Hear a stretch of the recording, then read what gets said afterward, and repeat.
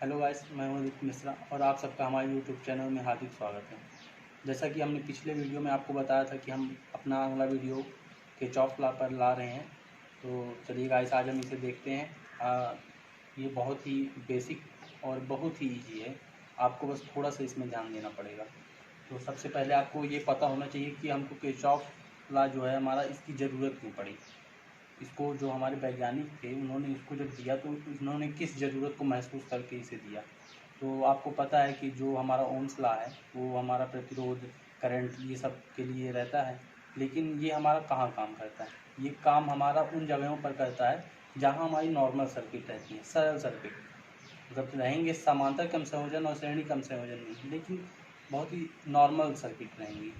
लेकिन जब हमको एक जटिल सर्किट मिलती है जिसमें काफ़ी सारे प्रतिरोध अलग अलग कॉम्बिनेशन में रहते हैं, आपके बहुत सारे बैटरी उसमें रहती हैं, आप अलग अलग धाराएं प्रवाहित होती हैं, तब हमें ओम्स लॉ वहाँ पर हमारा फेल हो जाता है और हमें वहाँ एक नए नियम की ज़रूरत महसूस होती है। तो उस ज़रूरत को हमारे किरचॉफ जो साइंटिस्ट थे उन्होंने इस चीज़ को समझा और इसके लिए उन्होंने नियम प्रतिपादित किए। तो चलिए आज हम इसे जानते हैं। तो सबसे पहले आपको ये पता होना चाहिए कि किरचॉफ ने दो नियम दिए थे। तो सबसे पहले हम किरचॉफ का प्रथम नियम करते हैं। तो किरचॉफ का प्रथम नियम क्या है?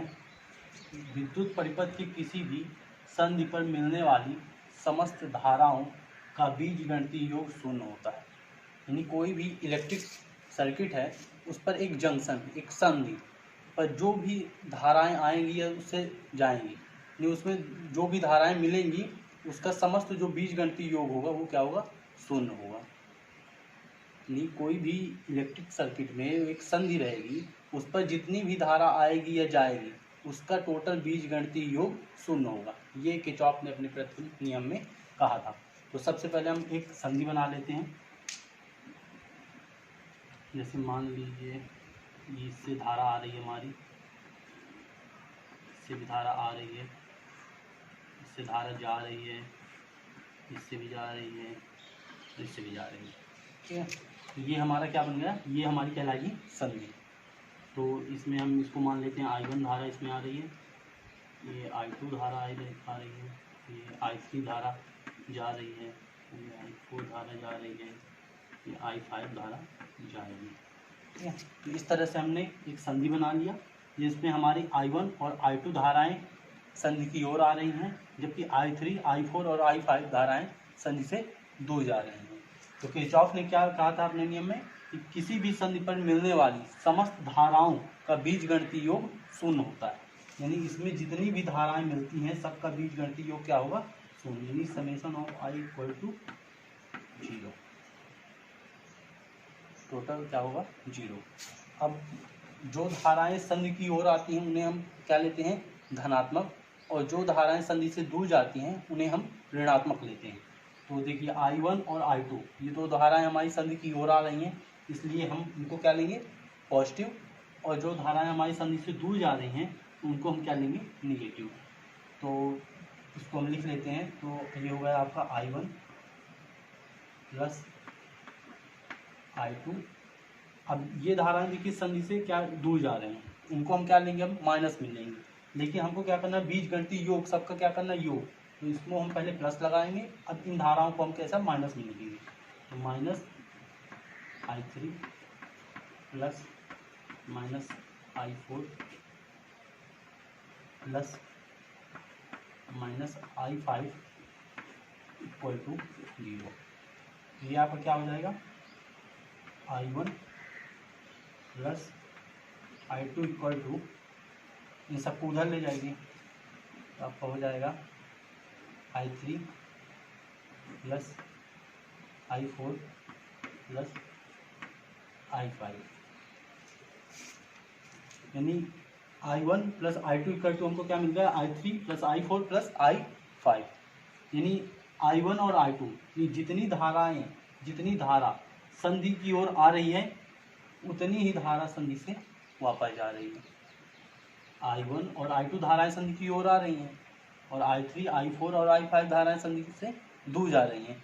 इससे हमको एक चीज़ क्लियर हो रही है कि जितनी भी धारा किसी भी संधि पर जितने नहीं, वो कितने भी पॉइंट हो सकते हैं कि जैसे 3 पॉइंट से आ रही है, 4 पॉइंट से आ रही है, या 2 पॉइंट से जा रही है, 4 पॉइंट से जा रही है, मतलब कितने भी पॉइंट से धारा आए या जाए, लेकिन किसी भी संधि पर जितनी धारा आई है, अगर ये 3 एम्पियर है और ये 2 एम्पियर है, यानी 5 एम्पियर अगर टोटल धारा आई है, तो यहाँ से 5 एम्पियर धारा ही वापस जाएगी।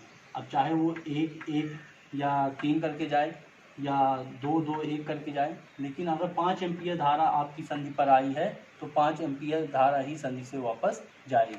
कुल मिला के आप यहाँ पर इसको समझने के लिए कुल मिला के एक मृत्युलोक जैसे आप मृत्युलोक में बोलते हैं कि जो व्यक्ति आया है जितना उतना ही जाएगा, कुल मिला के आप इस लॉजिक का इस्तेमाल कर सकते हैं कि किसी भी संधि पर जितनी धारा आई है उतनी ही धारा उस संधि से वापस जाएगी, ना ज़्यादा ना ही कम।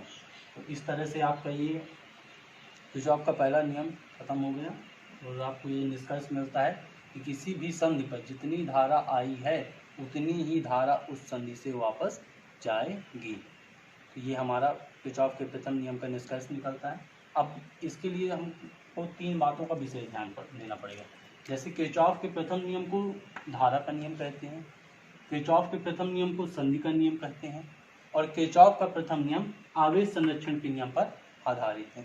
कई बार आपको क्या होगा कि क्वेश्चन में दे देगा कि संधि का नियम लिखिए, तो आप हो सकता है कंफ्यूज हो जाएं। आपने पढ़ रखा है किरचॉफ का प्रथम नियम और आपको दे दिया संधि का नियम, अब आपसे पूरा आ रहा है फिर भी आप नहीं कर पा रहे हैं। तो इस बात को आपको विशेष ध्यान देना कि किरचॉफ के प्रथम नियम को धारा का नियम भी कहते हैं, संधि का नियम भी कहते हैं, और आवेश संरक्षण के नियम पर ये आधारित। ये आपके ऑब्जेक्टिव में भी आ सकता है और आपको क्वेश्चन भी दे सकता है। तो इस प्रकार से आपका किरचॉफ का प्रथम नियम समाप्त होता है।